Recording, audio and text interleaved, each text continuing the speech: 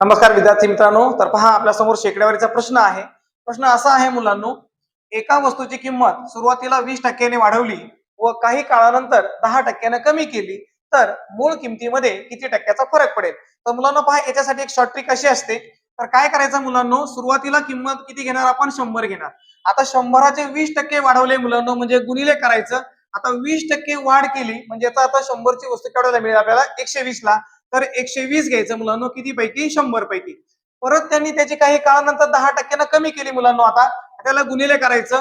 आता 10% कमी म्हणजे 100तून 10% कमी करा म्हणजे केवढ्याला मिळेल आपल्याला? 90 रुपयाला. त्याला भागिले किती घ्यायचे? 100 घ्यायचे मुलांनो. म्हणजे पहा, आता शून्याला शून्य कॅन्सल झाला, शून्याला शून्य कॅन्सल झाला, एक शून्य हा एक शून्य कॅन्सल, हा शून्य आणि हा शून्य कॅन्सल होईल. त्या ठिकाणी शिल्लक राहिलं मुलांनो 12 गुणिले 9, 12 9 108. म्हणजे याचा अर्थ ती वस्तू आता आपल्याला 108 रुपयाला मिळणार आहे. तर आपल्याला प्रश्न असा विचारलाय, मूळ किमतीत किती टक्के फरक पडेल? म्हणजे सुरुवातीची किंमत मुलांना 100 होती आणि आताची 108. 108 वजा 100 म्हणजे या ठिकाणी किती टक्क्याचा फरक पडेल मुलांनो? 8%ची काय होणार आहे आपल्याकडं या ठिकाणी? वाढ होणार आहे. कारण 108 हे 100 पेक्षा काय झालेत? जास्त झालेत. हे शॉर्ट ट्रिक ना असं आपल्याला काय करायचं? सोडवायचंय. त्याची पद्धत अशी असते मुलांनो, काय करायचं?